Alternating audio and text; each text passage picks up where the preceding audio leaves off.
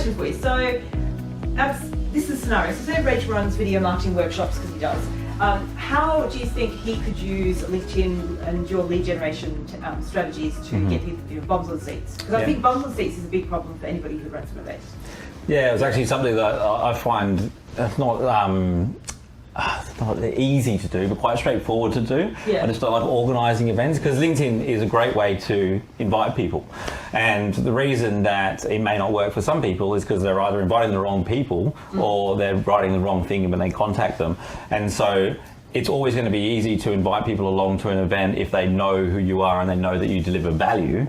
It does become more of a challenge if they don't know that yet, but it doesn't mean that you can't do it. Yeah. It just means that you can't expect them to read a sales letter from you. You can't expect them to go to a website and read if they don't know who you are. Yeah. So I always deliver something of value. I'll give you an example. The Entrepreneur Club in Melbourne interviewed me, this is 4 or 5 years ago now. And I said to the organiser, Dom, I said a week before the event, how many people we got coming? He goes, there'll be about 100 there. I said, how much can the venue hold? He said 300. I said, okay, let me see if I can do some lead generation on LinkedIn. And we ended up getting over 300 people. I can't remember how many it was exactly, but it was, the venue was packed. Yeah. And people coming up to me saying, thanks for the invitation, people that I don't recognise, because we sent out thousands of messages to people in Melbourne that were connected with me and said, hey, why don't you come along to this thing? I'm being interviewed, there's going to be pizza and some beers, I'd love to invite you along as my guest. It was a free event.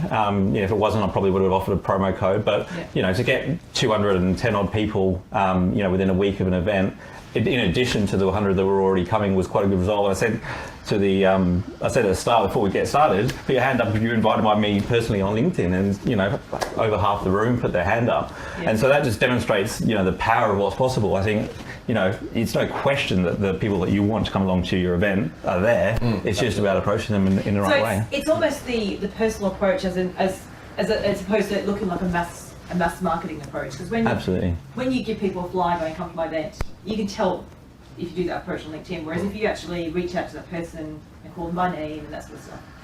So if Reg was running a workshop, so are you saying then he could offer a promo code to just his network of people he's almost handpicked that are warmer clients? Yeah, I mean, if you had 10 of them that you could give away, who would you pick and why? And contact them and say, I would like to invite you because I think you would get a lot of value from it. Why don't you have one of my promo codes? I've only got a few. If you don't want it, let me know.